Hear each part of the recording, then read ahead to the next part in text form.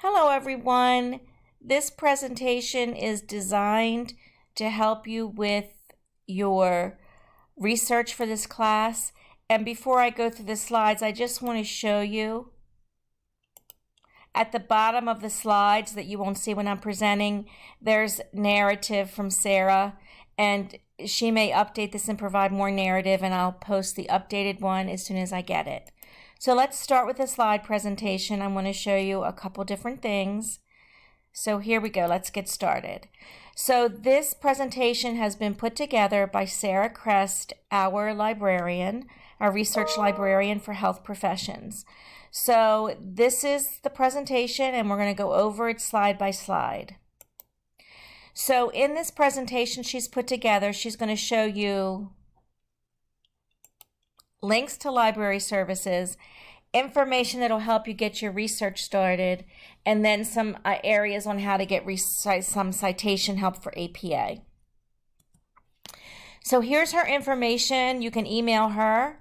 Where I'll show you the research guides in a little bit, and then the library homepage and Ask a Librarian and Text a Librarian.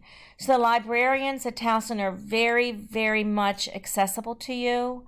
They're very knowledgeable, and Sarah loves working with students. So any questions you have, please make sure you contact her. So here's, when you click on the when you click on TU's webpage, and you can click to the library page, it takes you to something that looks like this. Some important things she has here is to make sure you sign in with your Towson ID, because when you sign in, you actually have access to everything. If you do searches here and you are not signed in, you will not have access to the full article or the full book. So by signing in, you can actually download free copies. If you're not signed in, it'll click on it, it'll tell you have to pay for it.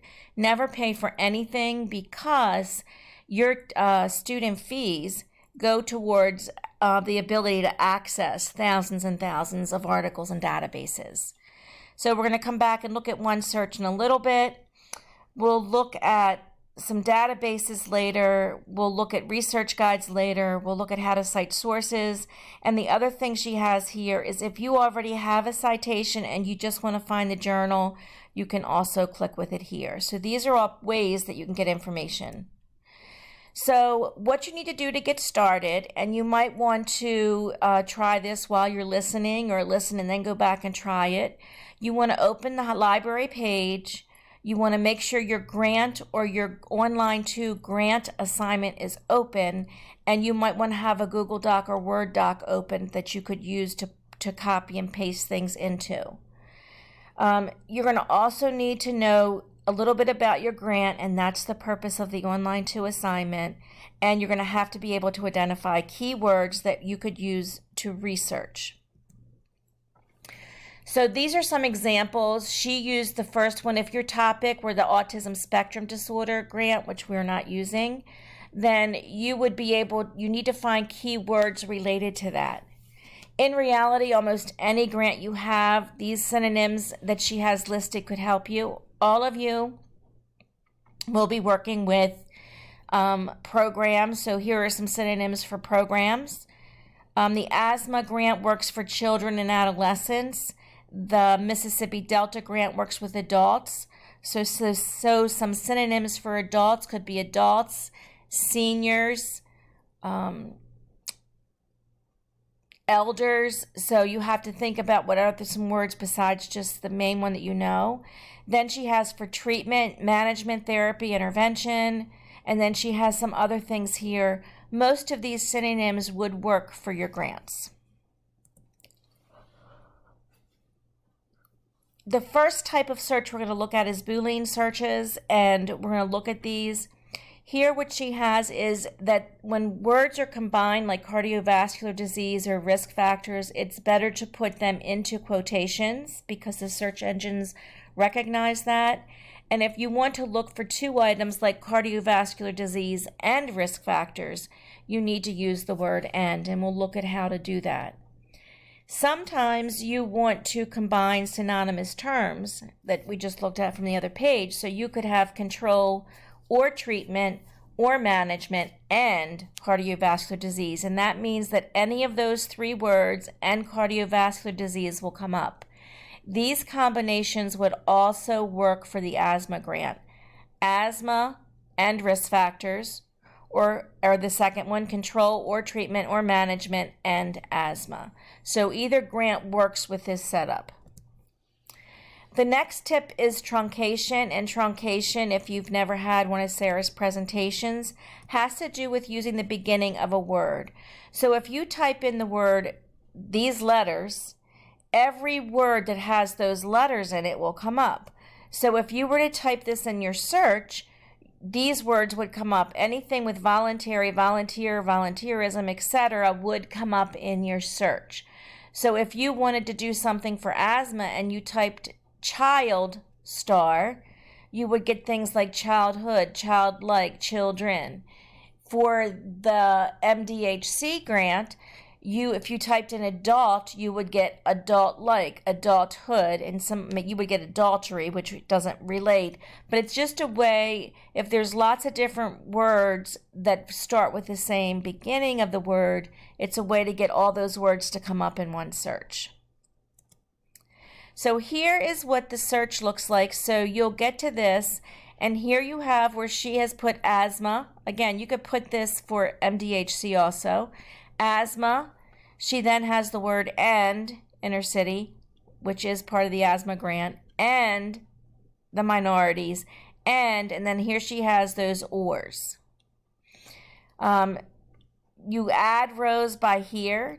Put the plus sign, it'll add a row, and the minus sign will take a row away. Here are some limitations she suggests you do. One is that it's peer reviewed. The next is the year limits. For both of these grants, 2010 to 2020 is a good range for dates. If you don't have enough, you could go back a little bit, but I think you'll have plenty with those date ranges. Sometimes you can go back further. For example, if you're looking for the pathophysiology of asthma or of cardiovascular disease, that really hasn't changed much in the last 50 years. So you might have an article from 1970 about pathophysiology that's fine. But for most of what you're going to use for your grants, you're going to need more current information. So then the third tip is phrase searching, use quotations, and I just mentioned that. So if there's words or phrases in your grant that go together, like names of projects or words put together that make an acronym, you put those in parentheses. That way the whole item comes up together, not just, you don't want to have articles that come up that have cancer, genomics, education project. You don't want to have all of those different words. You want to only have articles that have these four words together, and the way to tell the search engine to do that is to put it in parentheses. So we'll go back in a little bit and look at research guides. So if your class doesn't have a research guide, you could use the health science subject guide, but our course does have a guide, and I'll show you where that is and how to find it. She already showed you the the journal list, and we'll look at databases shortly. So her next page shows Science Direct, and it shows you how to refine your results, and it shows you some other information. So if she looks up asthma, medicine or devices, socioeconomic, program or intervention, what came up for her is this. And so she has 381 results, which isn't a bad place to start.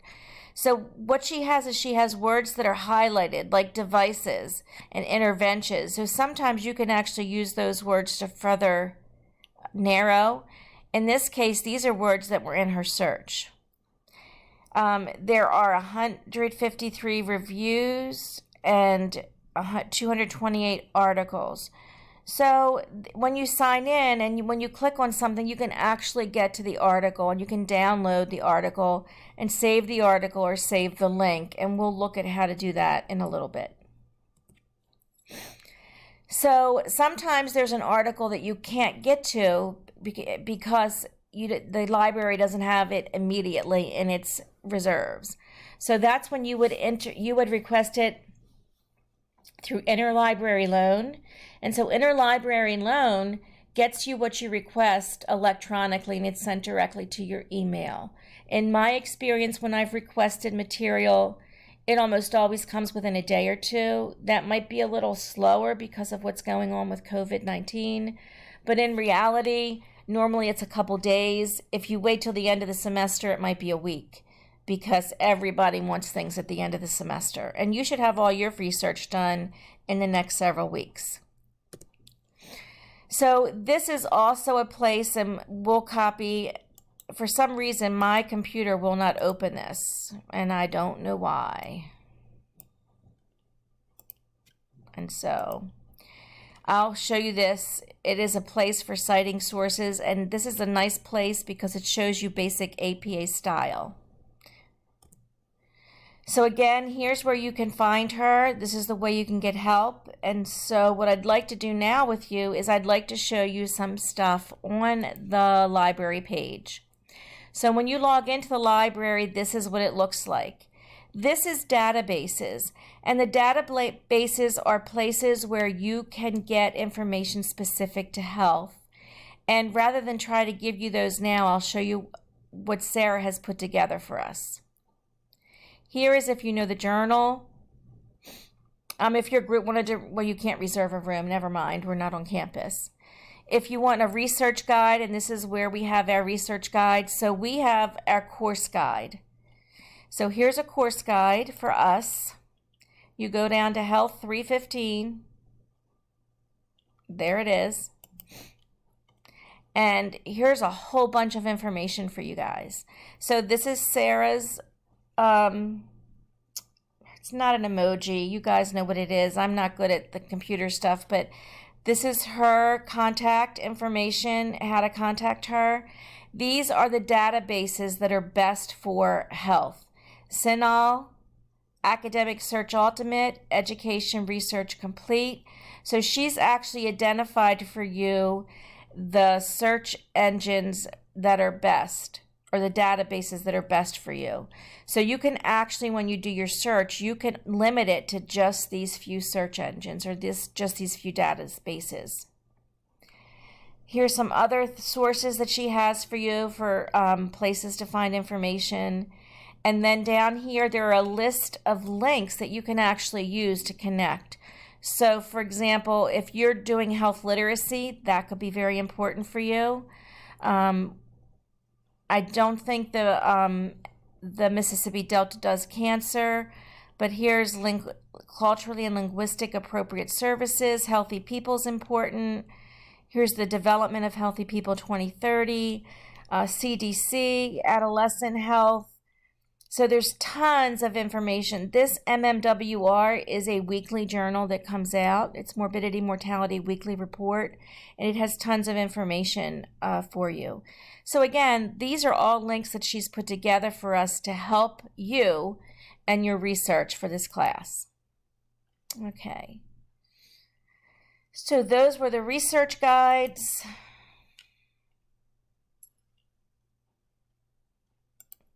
Let's get back here.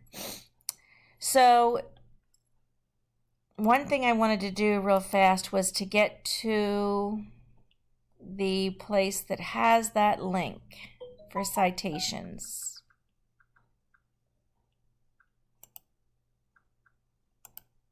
Here it is.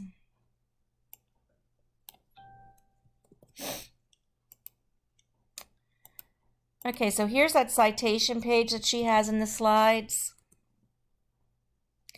So this is very important because this citation page gives you the basics of APA. And this is important because sometimes APA that I'm going to show you is not correct. So here it tells you that this is the order: author, date, title, source. And so here's some reference examples, but it actually gives you some very specific guidelines. So if you look at reference examples, it just tells you a lot of different things about how to cite different items. So that's going to be very helpful to you as you're doing that. So what I wanted to show you with this page is, let me go back a page. So if I type in asthma prevention, these are the articles that come up. And what I did was I chose this article and I chose the full PDF. Let me go here first. So here's just basic information. On this right-hand side are a bunch of things that are very important. One is you can email this information to yourself. Another is that you can create a folder for yourself and put all your material that you search in one day here. You can put everything in the Google Drive. You can create a note. And then one of the most important things here is this thing called permalink. In your reference list, you have to have links to articles, and you want links so you can get back to them. The link at the top of this page is temporary. 5 minutes from now, this link will not work. This link, the permalink, will work. So you can copy and paste this permalink. Sometimes what I do when I'm trying to find stuff is that I will copy this information, paste it into a document, and then copy this and paste it. That's the long way to do it. There's shortcuts that Sarah can tell you about. You can save this to a file. And here's how you download the PDF. I can get to everything because I'm logged in. So here we have the whole PDF. If you can see it on the screen, all the links are still over here. And so again, you can save this, you can email it to yourself. There's lots of things that you can do to get to everything. So the last thing I want to show you, nope, I don't want to do that, sorry. Let me go back. So let's look at this item called citations. Is this it? No. Okay. Let me go back to,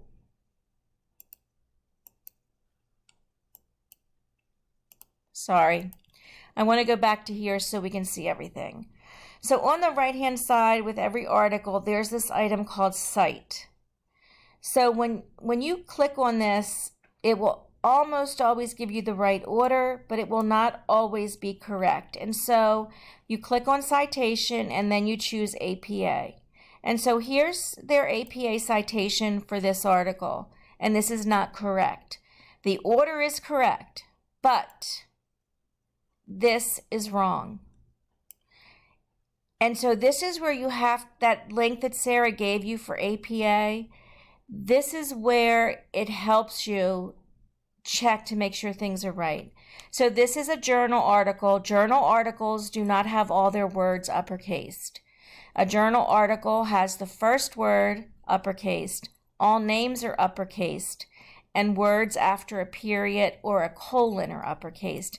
So in this case, the only word that should be uppercased or capitalized is the first word, improving. So if you were to submit this as a way to reference it, that would be problematic. The other piece that's missing is everything you submit needs to have a DOI, which is the electronic link to your article or source, or it has to have the actual link. So if you were also to submit it like this, I would type to you, where's the link? Where's the DOI? So those are just important things. So this is a great start, but these are not always perfect like this one. So that covers everything that I can think of to get you started. Remember, I'm not Sarah, I'm not a librarian, and in no way am I as good as she is at this. But from sitting in her presentations many times, those are the key points I can remember. Also remember, at the bottom, there are comments from her in the slides. She's going to update them today, so I will update the slides when I get that from her. Hopefully you find this helpful.